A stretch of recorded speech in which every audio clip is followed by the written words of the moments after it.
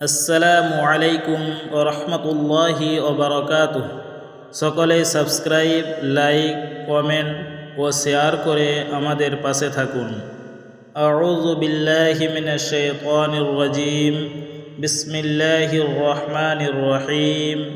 ওয়াজতানিবু কওলাজ জুর।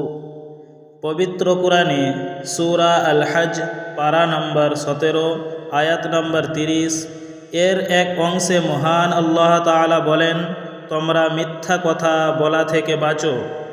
এবং সহিহ মুসলিমে হাদিস নম্বর 88 এর মধ্যে বর্ণিত আছে যে আন আনাসিন রাদিয়াল্লাহু তাআলা আনিন নবী সাল্লাল্লাহু আলাইহি ওয়াসাল্লাম ফিল কাবাইর ক্বালা ও কওলুজ জুর। রাসূলুল্লাহ সাল্লাল্লাহু আলাইহি ওয়াসাল্লাম বলেছেন, কবিরা গুনাহগুলির মধ্য হইতে একটি কবিরা গুনাহ মিথ্যা কথা বলা। অতএব মিথ্যা কথা বলার কারণে কুরআনের বিধান লঙ্ঘন ও কবিরা গুনাহ হয়ে থাকে। এছাড়াও মুনাফিকের আলামত বা চিহ্নগুলির মধ্যে একটি আলামত মিথ্যা বলা। আন আবি হুরায়রা রাদিয়াল্লাহু তাআলা আনহু আন্না রাসূলুল্লাহি সাল্লাল্লাহু আলাইহি ওয়াসাল্লাম ক্বাল আয়াতুল মুনাফিকি সালাস ইযা হাদ্দাসা কাযাবা ওয়া ইযা ওয়া'আদা আখলাফা ওয়া ইযা আতুমিনা খানা।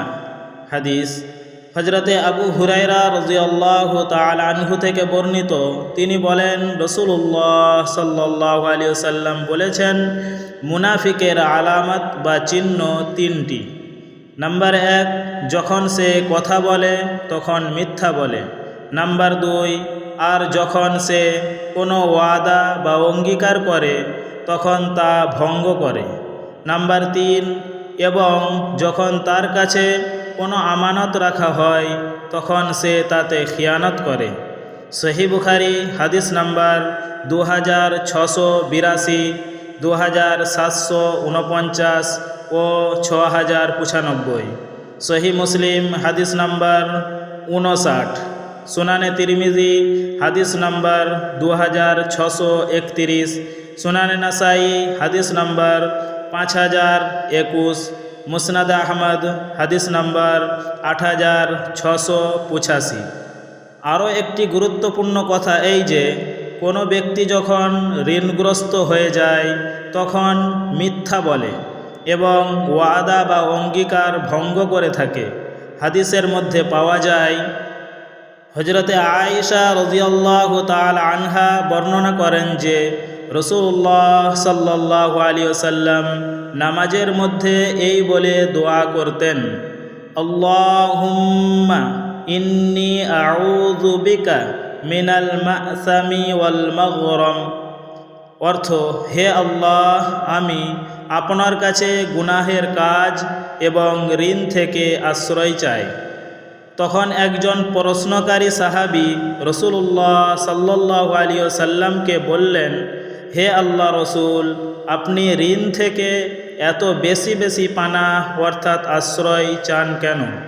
তখন উত্তরে তাকে অর্থাৎ সাহাবীকে রাসূলুল্লাহ সাল্লাল্লাহু আলাইহি ওয়াসাল্লাম বললেন, অবশ্যই যখন কোনো ব্যক্তি ঋণগ্রস্ত হয় তখন সে কথা বলতে মিথ্যার আশ্রয় নেয় এবং ওয়াদা বা অঙ্গীকার করলে সে ওয়াদা বা অঙ্গীকার ভঙ্গ করে। এই হাদিসটি বর্ণিত আছে সহিহ বুখারী হাদিস নাম্বার 2397, সহিহ মুসলিম হাদিস নাম্বার 589, সুনানে আবু দাউদ হাদিস নাম্বার 880, সুনানে নাসাই হাদিস নাম্বার 1309 এর মধ্যে। এবং এটাই বাস্তব যে অধিকাংশ ব্যক্তি যখন ঋণগ্রস্ত হয়ে যায় তখন হাজারো মিথ্যা বাহানা করতে থাকে এবং ঋণ পরিশোধের ব্যাপারে অঙ্গীকার করতে থাকে এবং তা ভঙ্গ করতে থাকে। অতএব ঋণের কারণে মানুষের মধ্যে মুনাফিকের দুটি আলামত বা চিহ্ন চলে আসে। আল্লাহ তাআলা আমাদের সকলকেই কোরআন ও হাদিস মোতাবিক জীবনযাপন করার তৌফিক দান করুন। আমিন। আদর্শবান নবী সাল্লাল্লাহু আলাইহি ওয়াসাল্লাম এর পবিত্র বাণী সকলের কাছে পৌঁছে দিন। আসসালামু আলাইকুম ওয়া রাহমাতুল্লাহি ওয়া বারাকাতুহু।